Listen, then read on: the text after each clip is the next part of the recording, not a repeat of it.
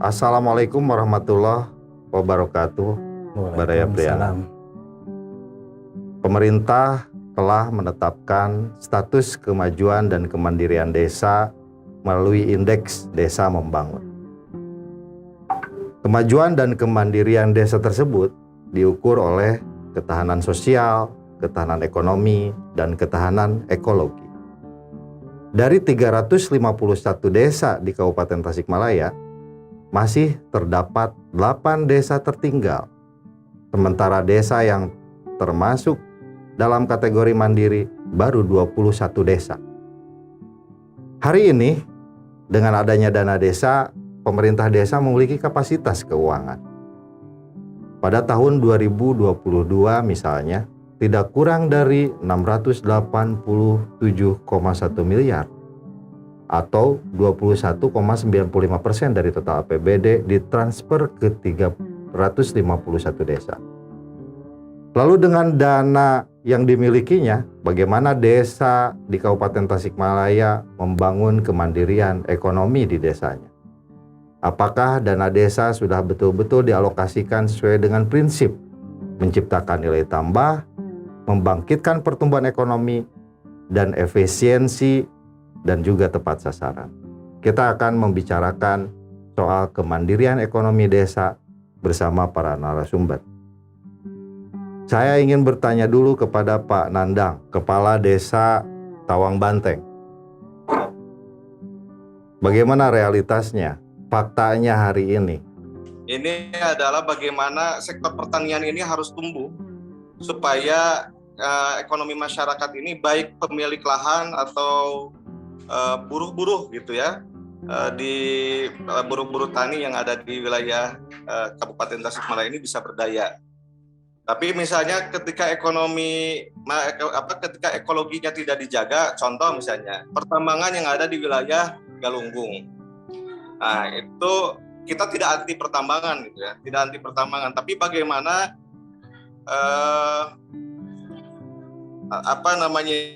itu dampak dari pertambangan tersebut, terutama soal limbah.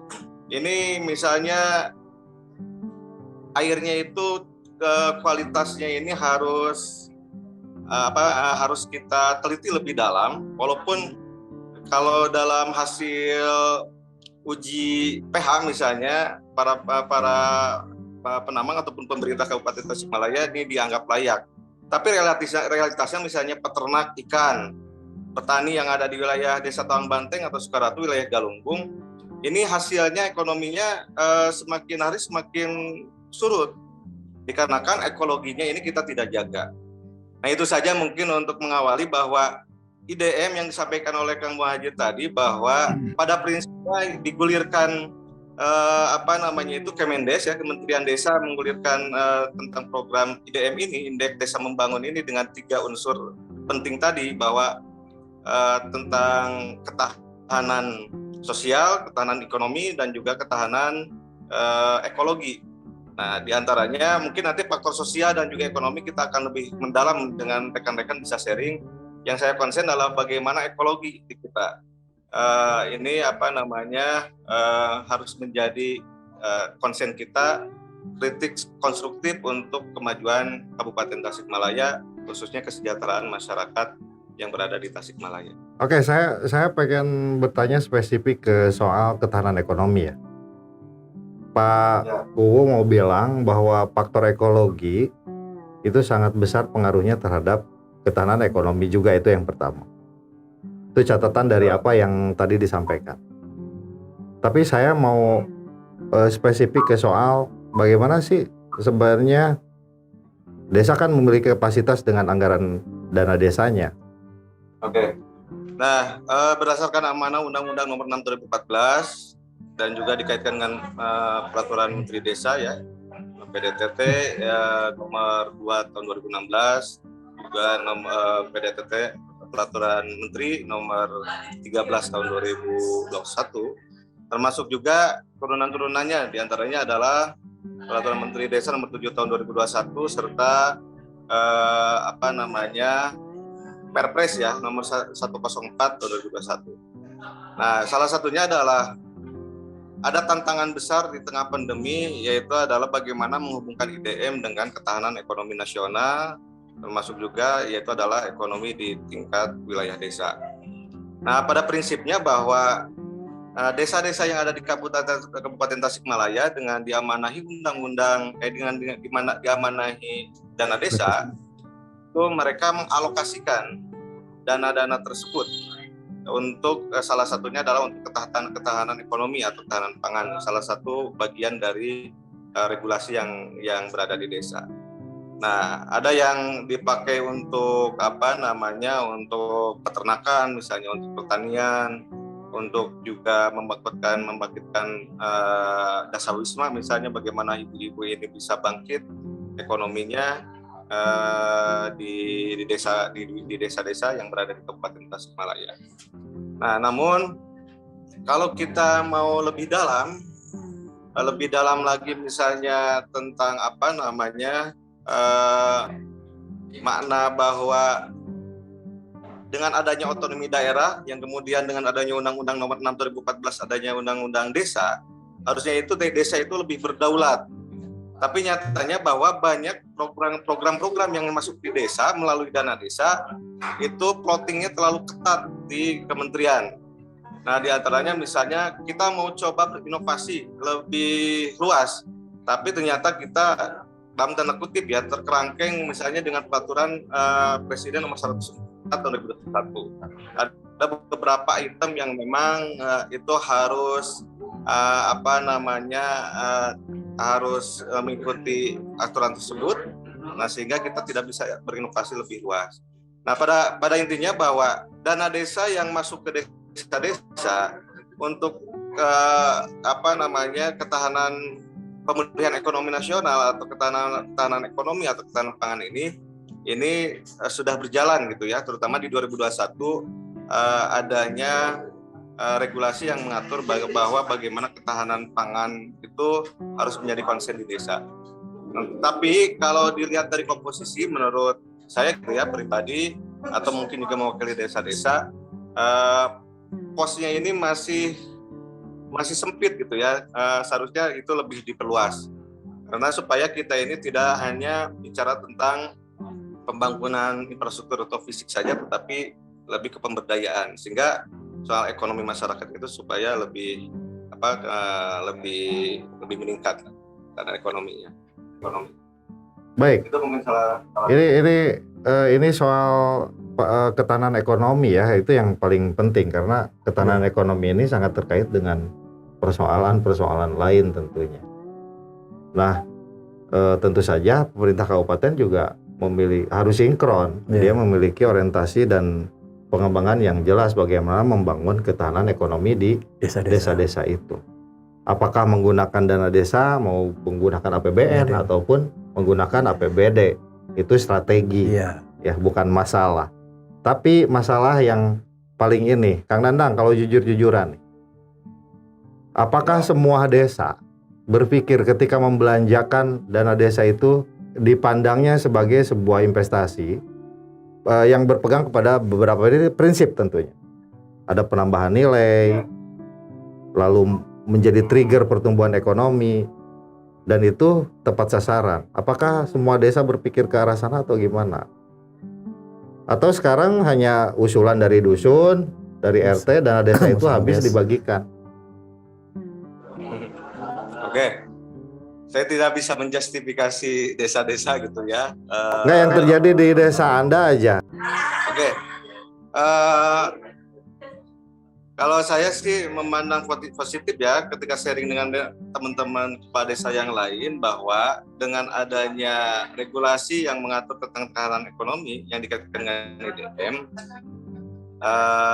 yang diperkuat dengan adanya dana desa ini, ini merupakan investasi gitu ya, investasi sosial, investasi ekonomi, terutama bagaimana untuk melakukan pemberdayaan dan juga peningkatan ekonomi masyarakat. Nah, namun kelemahannya bahwa terlalu parameter untuk melaksanakan pembelanjaan dana desa melalui ketahanan ekonomi atau ketahanan pangan atau ketahanan ekonomi ini tidak dibarengi dengan pemetaan desa yang betul-betul detail atau komprehensif, sehingga akhirnya dalam penerapan, mohon maaf ya, kadang-kadang akhirnya jadi Cocokologi. sendiri. Dipaksakan Nah, misalnya Cocokologi. ini mah. dan akomodasi. Nah, jadi ada misalnya tafsir sendiri misalnya, oh ini adalah modal untuk saya bisa memberdayakan tim-tim pendukung kepala desa di masing-masing. Ini jadi Akomodatif. persoalan tampaknya ya. Akomodatif kepentingan kepala desa. Nah, pemetaannya akhirnya jadi yang tadinya ini adalah soal konsen kita dari ekonomi, akhirnya ada yang menarik ke politik, walaupun sah-sah saja gitu ya, walaupun sah-sah saja. Tapi kalau kita mau bicara tentang analisis yang mendalam, seharusnya ada sebuah kerangka acuan yang lebih mendalam, yang lebih komprehensif, itu yang lebih detail untuk penerapan itu. Nah, Saya pikir Kang Nandang, maaf saya potong. Saya pikir begini, ini terjadi di semua desa karena kepala desa itu dipilih, dia memiliki beban politik. Ada hutang politik yang dijanjikan. Tapi kalau berpikir politis ansih kan bahaya, Kang, gitu ya. Dana desa, taruhlah ada uang 1 miliar. 1 miliar itu kalau dipakai prem investasi, itu diinvestasikan untuk apa? Kerangka dasarnya apa? Nilai pertumbuhan ekonominya seperti apa? Komoditas atau produksi apa yang mau dikembangkan? Tahapan investasinya seperti apa? Termasuk break even poinnya iraha gitu. Berpikir ke sana nggak? Rata-rata kepala desa, maaf ya. Saya dan teman-teman kepala desa berpikir ke sana gitu, bahwa ini adalah investasi. Tetapi karena kerangka acuannya ini grand design atau grand programnya ini tidak ada acuan yang lebih spesifik dan lebih komprehensif gitu, yang akhirnya punya tafsir sendiri-sendiri. Nah, yang saya ingin ini ke depan adalah bagaimana misalnya apa yang dilakukan oleh Kabupaten Tasikmalaya pada prinsipnya sudah baik lah ya. Cuman advokasi terhadap desa-desa, terutama tentang ketahanan ekonomi, harus menjadi lebih konsen kita. Karena gini, mungkin kamu hadir ya sama rekan-rekan. Desa ini diberikan dana misalnya, termasuk juga salah satunya dari dana desa tahun 2021 misalnya untuk ketahanan pangan atau untuk indeks di DEM itu adalah indeks ketahanan ekonomi. Nah, tapi yang menjadi persoalan mungkin ke depan kamu Haji dan rekan-rekan itu ahlinya ya gitu. Bagaimana kita bisa mengadvokasi desa-desa atau pemerintah desa tentang kekuatan fiskal desa. Nah, selama misalnya kekuatan tidak ada mainframe tentang fiskal desa, maka nanti setiap dana yang masuk ke desa itu dianggapnya itu selalu itu mah hibah lah gitu. Yang penting habis aja gitu. Nah, saya aja mungkin banyak teman-teman kepala desa yang lebih maju lah gitu ya. Tapi ketika kerangka acuannya ini tidak begitu detail dan mengikat, contohnya misalnya saya tahun 2020 untuk ketahanan ekonomi untuk pemberdayaan 9 kelompok perikanan ya. Tapi insya Allah mungkin tidak si kelompok perikanan ini tidak ada bumbu-bumbu politik gitu ya, Kang Anjir. Ini untuk pekerjaan ekonomi. Nah, dari 9 kelompok ini kita coba didorong menjadi investasi bersama untuk menjadi dana bergulir. Misalnya kelompok A nanti hasilnya itu sebagian untuk pengelola, sebagian itu untuk jadi investasi bersama supaya di kemudian hari gitu ya, setelah beberapa kali panen itu bisa menjadi membuat embrio baru atau kelompok baru untuk adanya perikanan untuk kelompok perikanan baru. Ada bisnis plan-nya nggak itu? Nah, Kang Nandang investasikan untuk 9 kelompok itu taruhlah 900 juta ya, 100 jutaan. Ada bisnis plan-nya nggak? Target produksinya berapa ton? Teknologinya seperti apa yang diterapkan, lalu indikator peningkatan kesejahteraan masyarakatnya seperti apa, ada nggak? Ada, cuman ya kita masih masih sifatnya itu insidenti dan tradisional gitu ya. Oke. Ini harus Oke. harus ada. Oke. Ini advokasi dari bukan pemerintah masalah kabupaten Kang Nandang misalnya, ini. Ya, ini bukan masalah Kang Nandang, ini bukan masalah kepala desa. Saya ingin beralih ke Bapeda sebagai garda terdepan dalam perencanaan. Taruhlah begini, ada anggaran 2 miliar masuk ke desa, gitu. Setiap tahun anggaran itu habis diserap sesuai dengan permintaan masyarakat di desanya. Lalu terjadilah cocokologi masuk ke dalam SIPD, usulan-usulan itu, usulan dusun ini dikategorikan bahwa ini untuk ekonomi, ini untuk infrastruktur, ini untuk apa. Padahal dananya itu hanya segitu-gitunya. Kalau misalkan kita berhitung 10 tahun Kang Asep, ya 2 miliar, 20 miliar ada nilai tambah terus. Iya, nggak ada nilai tambah kalau seperti ini terus. Itu seperti ngecat langit gitu ya. Jadi dananya hangus saja, tidak menjadi nilai investasi. Ternyata di desa sendiri itu tidak ada arahan yang jelas, keluasaan yang jelas atau asistensi lah dalam bentuk sebuah kajian, visibility bisnis gitu kan. Di Tawang Banteng mau bisnis ikan nih, ada nggak advokasi kesananya? Seperti apa Pak Asep dalam konteks sinkronisasi perencanaannya untuk membangun ketahanan ekonomi di desa ini, Bapeda? Mangga, intervensinya seperti apa? Sesuai dengan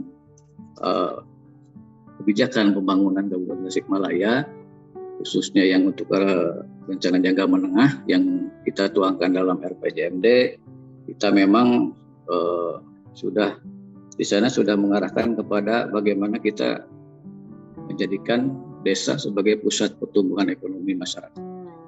Dalam artian kita semua sudah sepakat pertumbuhan ekonomi itu harus berasal dari bawah, dari bottom up, kemudian terjadi penguatan di situ, penguatan ekonomi di desa, dan akhirnya pada untuk penguatan ekonomi kabupaten ataupun regional. Jadi di dalam RPJMD sendiri pada misi ketiga kita sudah menetapkan untuk mewujudkan masyarakat yang kesejahteraan masyarakat itu melalui suatu penguatan desa sebagai pusat pertumbuhan ekonomi. Kemudian apa langkah-langkah mungkin yang diambil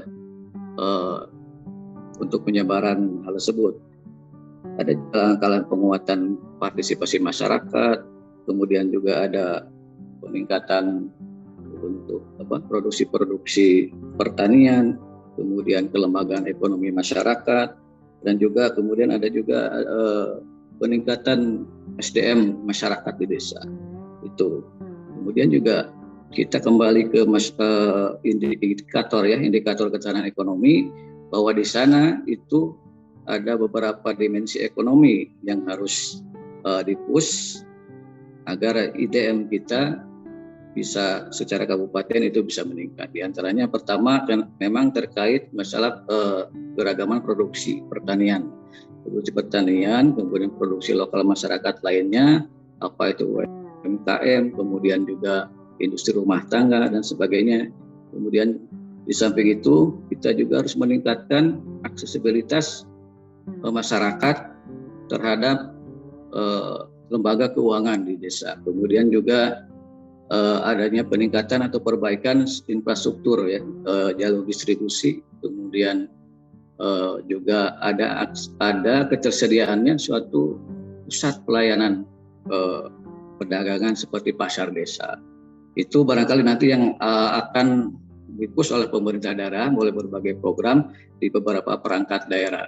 Khususnya kemudian tadi di masalah perikanan, nanti ada program mungkin dari perikanan untuk pemberdayaan masyarakat perikanan, kemudian juga ada untuk perbaikan jalur distribusi di desa, ada pengamanan jalan desa ataupun pengamanan jalan usaha tani, jalan produksi di pertanian. Itu sekarang menjadi concern kita, melalui perbaikan infrastruktur di pedesaan. Kemudian selanjutnya bahwa sebagaimana disampaikan tadi oleh rekan kita dari Tawang Banteng, jadi secara perspektif pangan ya, pertanian pangan, memang ekonomi kita pada waktu pandemi khusus untuk produksi pertanian itu kita masih bisa bertahan dari hantaman pandemi, kemudian produksi dan itu masih berjalan. Hanya saja mungkin dari sisi ekonomi kita dengan untuk meningkatkan ketahanan pangan itu kita harus lebih meningkatkan dari sisi kita harus menjadi sumber produk gitu. Kemudian juga harus meningkatkan upaya pengolahan produk agar kita menjadi penyuplai produk yang sudah diolah. Kemudian juga ada dari sisi ekologi tadi, memang ekologi itu berpengaruh nyata terhadap peningkatan produksi tadi yang saya sampaikan oleh kepala desa. Itu kenapa ekologi mempengaruhi produksi perikanan barangkali tadi, itu contohnya Pak. Kemudian kita juga konsen bagaimana ada upaya peningkatan nilai tambah dari produk-produk yang dihasilkan oleh masyarakat, sehingga dalam prosesnya nanti produk-produk tersebut bisa menjadi unggulan di desa yang bisa menambahkan penghasilan masyarakat. Kemudian selain produk pertanian itu, sekarang yang lagi booming kan di pariwisata, Pak. Ada desa wisata itu juga merupakan salah satu sumber yang sangat signifikan ini dalam meningkatkan perekonomian desa. Di situ pengembangan desa pariwisata juga sekarang juga menjadi concern dari pemerintah daerah, bagaimana memanfaatkan peluang lagi boomingnya wisata desa. Barangkali itu sementara Pak Muhadjir. Baik Pak Asep. Pak Asep sangat normatif sekali ya tadi menjelaskan. Oke, saya mau bergeser ke lawmaker nih, ke para pembuat kebijakan, pembuat hukum. Pak Haris Somantri, Pak Haris, bagaimana melihatnya? Ya, terima kasih Pak Muhadjir. Alhamdulillah hari ini saya bisa ketemu dan bisa berdiskusi. Apalagi ini temanya kaitan menyangkut masalah desa. Sebetulnya saya juga ingin hal ini sangat luar biasa dan saya juga sangat bahagia karena persoalan ini sebetulnya persoalan kita bersama kan gitu ya. Tadi disampaikan oleh Pak Muhadjir bahwa saya itu juga ya sebagai mantan kepala desa. Dulu pada saat menjadi kepala desa kan itu, saya pernah juga berjuang kepada pemerintah pusat. Karena memang pada saat waktu saya jadi kepala desa itu betul-betul desa itu termarginalkan, Pak Muhadjir. Belum ada dana desa ya? Iya, belum ada dana desa waktu itu kan gitu ya. Nah, sementara ini kan ukurannya Indonesia maju ya, yang menjadi ukurannya itu adalah desa dulu yang maju kan. Desa maju baru Indonesia maju kan gitu ya. Desa maju Kabupaten Tasik juga maju dan desa maju Provinsi Jawa Barat pun juga maju. Barangkali itu. Nah, semenjak pada saat itu berjuang kaitan menyangkut masalah bagaimana kita menuntut kepada pemerintah pusat agar minta bagian lah. Jangan kalau di APBN itu kan ada kementerian-kementerian sampaikan di pendidikan lain sebagainya persentasenya lumayan cukup tinggi. Ada yang 20%, ada yang lebih dari 20% kan gitu ya peruntukannya. Jadi jelas pembedanya ke bawah. Nah, sementara selama itu desa-desa itu nggak pernah ada. Nah, makanya kami pada situ bersama rekan-rekan memohon kepada pemerintah pusat agar diperhatikan karena Indonesia ini tidak akan disebut Indonesia kalau tidak ada desa kan gitu ya. Nah itu. Nah setelah kami berjuang bersama-sama, memang pada saat ini juga agak kaku sebetulnya kaitan menyangkut masalah pembangunan desa. Apalagi berbicara soal indeks pembangunan desa. Karena bukan apa-apa bahwa di Indonesia ini termasuk di Kabupaten Tasikmalaya yang terdiri dari 351 desa ini berbeda-beda. Dari mulai geografisnya, wilayahnya, kultur masyarakatnya juga berbeda.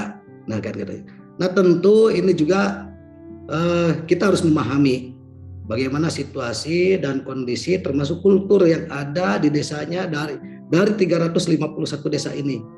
Nah, sementara desa, katakanlah saya pada saat itu kan waktu sebelum jadi kepala desa mempunyai cita-cita bagaimana mengolah desa ini, membina masyarakat ini, mengarahkan masyarakat ini bisa dibimbing, pertama dibina dari sisi pendidikan, ekonomi, infrastruktur dan sebagainya. Nah, itu kan harus menjadi satu kesatuan. Nah, ini yang menjadi tantangan sehingga kita setelahnya terpilih gitu. Sebelumnya terpilihnya juga kita kan bersama-sama dengan tim. Bagaimana ini mau gimana kan ini desa ini. Sementara kondisi contoh misalkan di desa Wakap. Di desa Wakap ini juga Pak, bayangkan saja dari mulai perbatasan desa Karya Bakti menuju Karangnunggal. Dari mulai Karya Bakti itu jalannya itu nanjak, kemudian juga mudun kan gitu ya. Terus sampai yang akhir perbatasan. Nah, sampai ke perempatan itu di desa, kita mau masuk ke kedusunan Wakap saja begini ya Pak, nongeng aja kan begitu ya posisi. Jalannya itu kedusunan. Kita juga ingin masuk ke kedusunan Singkup juga masih mudun juga nongeng kan gitu ya. Maju lagi ke depan ada beberapa kedusunan gitu ya, malah naik ke atas. Artinya ini antara pegunungan itu betul-betul. Nah, ini menjadi PR bagi kita akan dibagaimanakan desa ini kan. Pertama dari sisi pembangunan, tentu ya kita juga tidak mau ketinggalan, ingin agak keselarasan dan dari sisi kemajuan dengan desa-desa yang dianggap maju lah, terutama di perkotaan. Nah, ini saya kira kaitan dengan kondisi dan kultur yang ada di desa ini, saya kira bertabrakan dengan aturan pemerintah yang dibuatkan hari ini. Nah, kenapa bertabrakan? Karena ajas pemertaan inilah yang salah mengartikan kan dari sisi keadilan yang dimaksud oleh, tetapi bagaimana gitu desa itu bisa tersentuh sesuai dengan kultur yang ada kan begitu.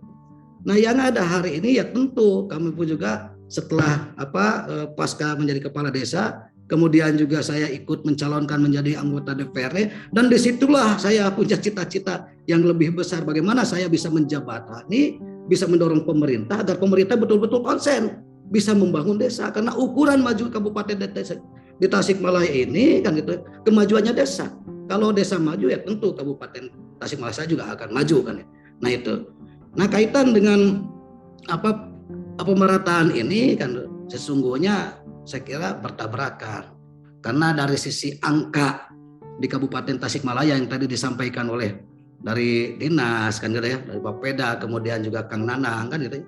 Anggarannya saya kira kalau memang dianggap besar kata Pak Muhajir, saya kira kecil untuk membangun sebuah desa itu. Kalau dibanding dengan APBD yang leluasa ya lebih besar di desa, Pak. Ya. Dari dibanding dengan PAD ya lebih besar dari desa lah, Pak. Iya, tetapi itu juga kan sebenarnya ini kan desa ini kan ada otonomi desa kan ya. Otonomi desa, dan hari ini otonomi desa itu tersandra sama sekali tidak berjalan. Walaupun memang ada desa. Desa ini sekarang diatur persentase untuk peruntukannya. Ada misalkan ada untuk ekonomi, penanganan ekonomi, ketahanan pangan kan gitu ya. 20%, 20%, belum lagi ini dengan COVID ini kan gitu ya, sampai 48%. Sisanya untuk infrastruktur. Tetapi ini pun juga ya kita tidak pesimis. Kayak kita tunggu saja ini pasca COVID-nya tidak ada kan gitu ya.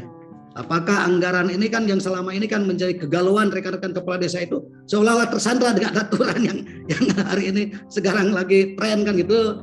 Nah, tinggal tunggu aja sekarang setelah pasca COVID kan, apakah memang anggaran itu desa itu betul-betul bisa mengatur sesuai dengan kebutuhan desa, karena kebutuhan di masing-masing desa itu ya tentu berbeda sekali kan ya. Contoh misalkan karena memang melihat dari kulturnya termasuk letak geografisnya. Kita membangun dari sisi apa? Ekonominya itu ekonomi seperti apa, infrastrukturnya seperti apa. Di Wakaf ini kan Pak Muhajir Kauninga kan masuk gunung sisi jalan itu sama aja pegunung, bagaimana kita menata daerah desa ini kan gitu ya. Belum lagi kaitan menyangkut masalah ekonomi di sampingnya infrastruktur. Nah maka dengan kondisi sekarang ini terus terang saja ini perlu ada turun tangan pemerintah kabupaten. Kebetulan nih ada rekan saya nih juga di Bapemperda nih, Pak Asep kan. Sekarang ini kan lagi dibuatkan peraturan daerah tentang rencana pembangunan desa. Nah itu sesungguhnya ke situ supaya betul-betul kan pemerintah kabupaten itu bisa punya tanggung jawab kan gitu ya, bukan hanya menggunakan anggaran dari APBN saja. Kalau tadi kata Pak Muhajir soal persentase seluruh angka peruntukannya untuk kebutuhan satu desa itu saya kira kecil, apalagi di desa wakaf dan desa-desa yang lainnya kan gitu. Mau bagaimana kita mau membangun kan gitu. Baik Pak Haris, memang anggarannya sangat kecil sekali. Kita berbicarakan efektivitas anggaran yang kecil. Ya kalau kita berharap lebih besar kan tidak ada uangnya. Jadi konteks dalam pembicaraan hari ini adalah bagaimana anggaran yang kecil itu tepat sasaran, optimal, target penambahan nilainya ada, target pertumbuhan ada, trigger pertumbuhan ekonominya ada, lalu efektif tepat sasaran. Oke, Komisi 4. Ya. Ngomong-ngomong sekarang lagi bikin perda tentang perencanaan pembangunan desa. Kalau aku sih spesifik aja ke ekonomi gitu. Ya. Mungkin gini, saya sebelum masuk ke regulasi ya, yang salah satu ikhtiar dan kebutuhan yang ada di kabupaten, mungkin gini, kita bicara makro dulu, bahwa kalau kita bicara masalah kemajuan desa, kemandirian desa dalam artian dalam tatanan ekonomi, gitu, dalam tatanan ekonomi. Satu, kita sepakat desa itu emang harus mandiri, berdaulat. Dia harus paham outlook tentang dirinya sendiri itu seperti apa. Jadi segala potensinya itu harus terangkum, terimajiner dan itu tergambarkan dalam visi desa itu. Dan ini harus ditopang oleh leadership ataupun kepala desa yang paham tentang itu.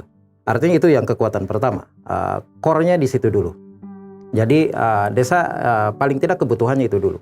Jadi paham, visinya jelas, dia mampu membaca apa yang jadi potensi di desanya. Kalau kita bicara masalah ketahanan ekonomi, jadi potensi-potensi ekonomi yang ada di desa itu apa? Ya, itu yang pertama. Tapi desa emang tidak bisa berdiri sendiri, gitu. Dia dengan segala kekuatannya, karena kita yakin dari dulu sebetulnya desa itu berdaulat. Dari zaman kerajaan, masuk ke zaman pemerintahan, desa itu sudah ada. Itu sistem pemerintahan yang sudah kuno dan sudah emang teruji sampai sekarang ya bisa standing up di kakinya sendiri. Cuma dengan adanya modernisasi manajerial sistem pemerintahan model sekarang, artinya dia terikat oleh aturan ketatanegaraan. Makanya ketika bicara masalah kemandirian desa, kita bicara beberapa faktor juga. Mungkin internalisasi seperti itu yang tadi. Kita juga butuh salah satunya sentuhan katakanlah regulasi dari pemerintahan. Regulasi dari pemerintahan dari mulai pusat, provinsi, juga kabupaten yang secara normatif sebetulnya, secara idealisasi harusnya ini memperkuat apa yang menjadi potensi yang ada di desa. Sehingga desa bisa berdaya, bisa mengembangkan potensi-potensi yang ada.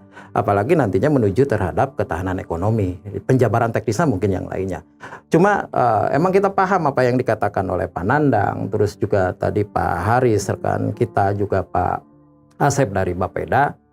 Sekarang ini apalagi pasca COVID ini bertumpuk sekali aturan-aturan. Maka analisis saya gini pemikirannya.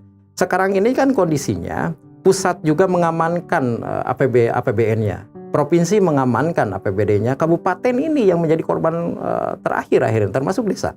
Artinya gini, dengan kondisi mungkin defisit di pusat, defisit di provinsi dan juga defisit mau tak mau di kabupaten juga terjadi defisit mungkin dalam segi anggaran. Nah, dari segi itu muncullah regulasi-regulasi yang emang mau tak mau ini harus emang ditelan juga dilaksanakan oleh pemerintahan desa. Satu contoh, ada kebingungan yang tadi disampaikan oleh Pak Nanang. Kita punya Undang-Undang Desa nomor 6 tahun 2014 jelas.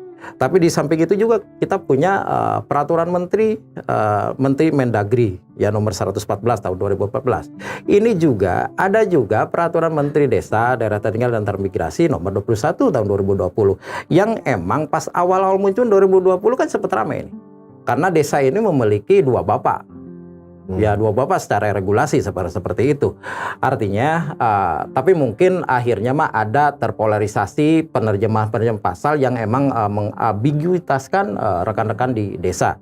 Ya, termasuk posisi desa ini mau sebetulnya mau ikut kemana nih? Ke Mendagri atau ke peraturan Menteri Desa? Walaupun emang semangat dari pusat itu menguatkan hal itu. Tapi kan pelaksanaan di bawah terjemahannya kan jadi lain. Ini menyangkut regulasi regulasi yang emang mau tak mau ini di desa ini sedikitnya kedaulatannya itu menjadi bias kedaulatan menjadi bias karena ini juga berpengaruh terhadap program-program yang harus dijalankan di desa juga karena mereka harus menunggu dulu peraturan pemerintahnya, peraturan yang lain atau aturan-aturan yang lainnya. Okay. Termasuk salah satu kemarin yang terbaru, saya percepatnya di bidang regulasi yang emang membingungkan kawan-kawan. Yang nomor Perpres 104 yang 2021 ini kan menjadi sebuah tantangan dan menjadi sebuah kalau saya tanda kutip mungkin perampasan kedaulatan di desa. Ketika desa sudah merencanakan pembangunan yang emang melalui musyawarah desa.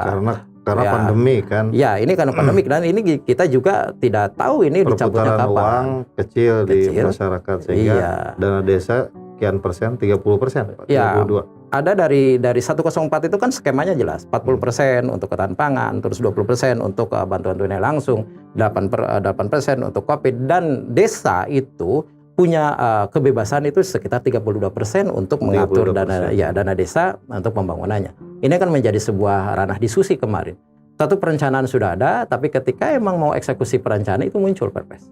Nah, ini mungkin kalau sekarang masalah regulasi yang kita lihat bahwa perlu ada regulasi yang sebetulnya harusnya ini emang mendukung dan mengakomodir emang ranah-ranah kedaulatan pembangunan arah desa yang sudah direncanakan. Oke, berarti sekarang realitasnya 68% anggaran tuh tidak untuk kegiatan produktif ekonomi. Iya, yang hanya 32%. 32%. Dan itu pun belum tentu belum ekonomi. Yang ini kalau situasi sekarang ya mudah-mudahan ke depannya kedepannya normal ya Pak Iya, betul. Nah, dari perencanaan yang tadi, targetnya apa sih?